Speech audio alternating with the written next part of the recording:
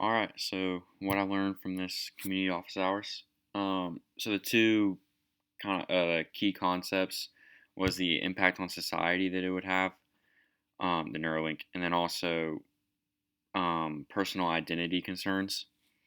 So like with what Katie said, in her country, there's a ton of new technologies that come out, but most of them are very expensive, so most people can't even get them or have access to them.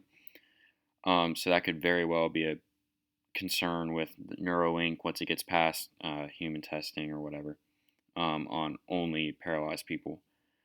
Um, and in a society where like only certain people would have it would cause like a super wide gap between people who didn't have it and people who did have it, like with what their brains are able to do.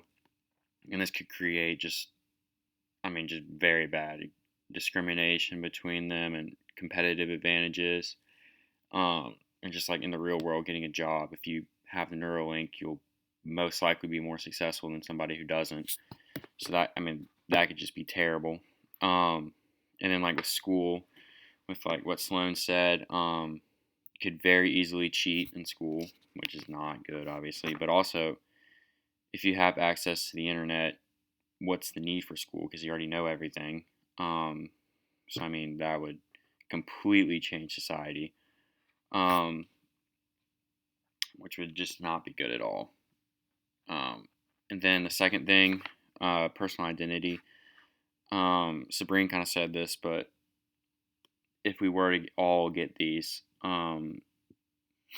it'd be very hard to come up with original thoughts with writing papers because then you're just taking already written papers and like making it better or just building off of that. You're not coming up with original thoughts. So society wouldn't really be able to advance. You wouldn't have like these progressive or like profound thoughts, I guess, that advanced society in the past. Um, and also just be hard to tell which is authentically our thoughts. Um, so that would just be very bad. And then kind of what you were saying, like if it's able to control what you see, what you feel, like just all your sensories.